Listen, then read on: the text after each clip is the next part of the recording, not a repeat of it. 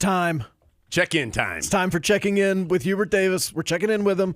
Thanks to CR Legal Team, CR Commitment, CR Results, CR Legal Team, proud partner of Carolina Athletics. Coach Davis, we talked about this a little earlier. There's been some times this year where you've said you need your team to kind of implement the things that y'all talk about in practice a little more effectively. Well, that would be nice. Last week, heading over to Raleigh, you talked a lot about keeping them from scoring in the paint and keeping them off the free throw line. Your team did that very well. Why were they able to do that so effectively? They did do a really good job of that. I mean, in the games that we've won, we've allowed teams an average of 24 points in the paint. In our losses, we've allowed teams an average of 42 points in the paint. So, and that was a huge emphasis for us against NC State. I mean, they've got really good athletic drivers that can get in their lane, that can finish.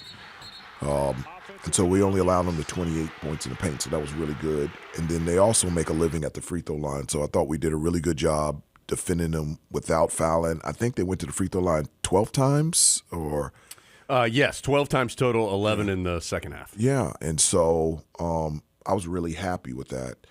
That being said, they shot 60% from the field in the second half. And over the last 5 games, we've allowed teams to shoot over 51% from the field in the second halves, and they've scored over 40 points, an average of 40 or more in the second half. So, yeah, we can get there, but we got to keep it and we got to sustain it and we got to do it for a full 40 minutes. But I was really happy with the team. This game was physical. I mean, it was a fight out there on the court. Was it nice for you to see your team be willing to be in that fight and not back down from it? Yes. But that's the only way you can play. Right. Is to competitively fight and be physical and live in the trenches where that's where the rebounds, the loose balls, the screens, the cuts, the little things that make big things happen. At the beginning of the game, we didn't meet that fight. They were getting a ton of second chance opportunities. They got 16 offensive rebounds, but I really, as the game went on, we met that fight and we just did a really good job handling the physicality and being able to do it defensively without fouling and offensively being able to work through it and still be able to get great shots on the offensive end. You mentioned offensive rebounds. It's been, I think, 4 games in a row now where opponents have gotten at least 10 offensive rebounds. Yeah, thank you. Well, you had all your numbers before that. I got some Coach numbers Davis too. Came in with Davis. some good stats. I know. I saw you throw the paper in the trash. I was about to throw this nugget. I worked on ESPN. I've got a little bit. There we go. The opposing offensive rebounds really weren't as much of an issue early. What have you seen here these last few games that have been different? Well, they've come from the guards. I mean, Hill is a guard, and he was the one that got, at the beginning of the game, it felt like he got every offensive rebound in the first half. And so it's not just the bigs, it's the guards as well. And specifically before the game, I used to say this when Armando was here. I said, this is not an Armando Baycott rebounding game. This is a UNC rebounding game. And before the NC State game I said, this is not a bigs rebounding game. This is a North Carolina rebounding game, and everybody's got to get involved. And so there have been times where guards have been able to get second chance opportunities, and that's just something that can't happen. And specifically, it can't happen against Cal because we play them on Wednesday night, and they're a really good offensive rebounding team in large part because everyone goes to the offensive glass, including their wing players. Your big guys, it feels like as a group, and certainly Jalen Washington individually had a terrific game this past weekend. It feels like as a group they have become more productive more consistently. What in your mind are they doing better, differently, more consistently that has allowed this production? Yeah, the collective group of, Jay Wash and Vin and JB and Ty. Over the last 5 games, they've done a really nice job consistently rebounding, finishing around the basket, and for Jay Wash, blocking and altering shots. He's just been elite at that. And really, protecting the paint for us. That block that he had at the end of the game, that's a play that he wasn't making at the beginning of the year. And so they're finding out that, what we need is consistency in certain areas, defense, rebounding, finishing around the basket, and especially the last 5 games, that group collectively, and it could be different. One game it could be JB or Ty or Vin or Jay Wash, but all together they're giving us nice, consistent production in those areas. People, I think, see you coaching the players who are on the court and think about that as the coaching you have to do. You've got a team that's twice as big as that, really, and guys who aren't on the floor at all times. Yeah.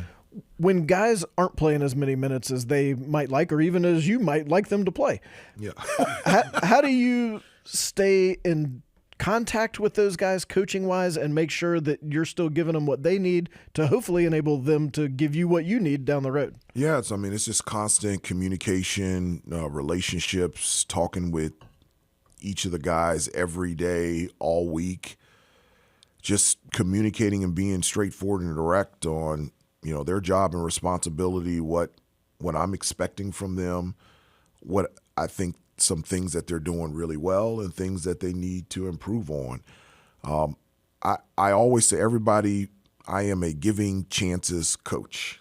And the reason being is because Coach Smith, Coach Guthridge, and Coach Williams have given me chances. And so I'm like, you're going to get an opportunities, like plural, to get out there on the floor and to play impactful minutes on any given night. I can't tell you when, where, how, in the manner in which it's going to come, but your job and responsibility is when your number is called to be ready. And that's something that I communicate to the team every day. It's like, when your number is called, your job is to be ready, and our guys are ready to play and ready to step up.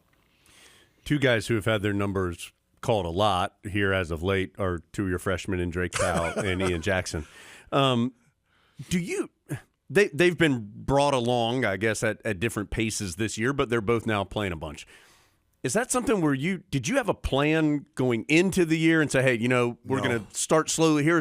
How does that develop as you continue? No, I really don't have a plan. I have a general idea of what I think it'll look like, but I let the players dictate their minutes, their role, their starting positions, all the players with that. Actually, this is the first year as head coach where I've relied on freshmen so much, and we need them. Yeah. And at times I've even told them I apologize because we need them so much.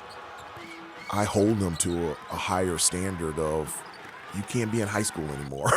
You've got to be a seasoned veteran. You've got to talk on defense all the time. You got to be in the right spots. And I'm just so proud and really, like, it's hard.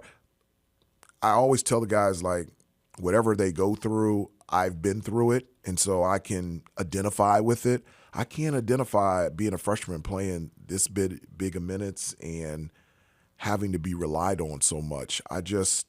There's no way I could have been as impactful as these guys as a freshman. I didn't want any part on the floor. I was so glad that Steve Bucknell and Jeff Lebo were ahead of me. I needed time to figure everything out, and for them, they've had to learn on the run, and they're doing a really good job of it. What do you think in their makeup allows them to be able to handle it? Because Ian in particular, not that Drake has not, but it just feels like neither one of them have been overwhelmed, it feels like. Well, it's nice to have natural skills and gifts like that. I did not have that.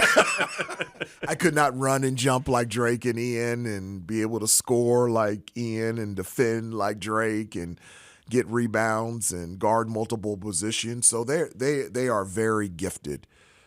They're also been extremely well coached, and they want to be coached. That's the biggest thing. Like, both of them want to be coached, and as like celebrated or acclaimed that they have been from high school, like, they actually want to be here. They love being a part of this university and this program, and like, they have unpacked their bags. They've got both feet in, And they're so invested into this team and this program. And I think that's a testament to them, but that's a huge reason why they're playing so well. You got any other stats, positive or negative, that are on your mind this week? Yeah, any other ones Don't we get need so to sensitive. I like knowing. I'm not taking your job. Yeah, that's right. I'm not taking your job. Adam's going to write a column. It's just like interesting stats. I came up with these all by myself. Look, there's limited things I can do. I don't appreciate you coming in here who can do other things and trying to do what I can do. I just like knowing like what you're thinking. Like, when is there anything else that's on your mind that you're going to talk about with the guys this week? Last week, did you see me kick the ball in the stand? That was a good kick. That was a good one. People don't know that I'm left-handed and I'm left-footed, but I shoot right-handed. And I wish Coach Belichick was there. You could go maybe if there's a kicker spot open. There's, punter. you know what? I mean, they're giving possibly a fifth year, and maybe I can go coach and kick. I can go punt for Coach Belichick. You got velocity and distance on that one. good. Like, did you follow the arc to see what happened, or were you so in the moment you didn't get to enjoy it? After I kicked it, it was good contact. Maybe we can do a virtual or a satellite version of checking in next time, where we just watch a little heated Coach Davis during practice. If we had checked in right then, he would have been like, "I'm not well." I'm checking out. But we checked in this week, which is always good. Coach, great to see you. Thanks for your time, and look forward to talking with you again next week. All right, see you guys later. That's Hubert Davis, as always, checking in, brought to you by CR Legal Team. CR Commitment, CR Results, CR Legal Team, proud partner of Carolina Athletics.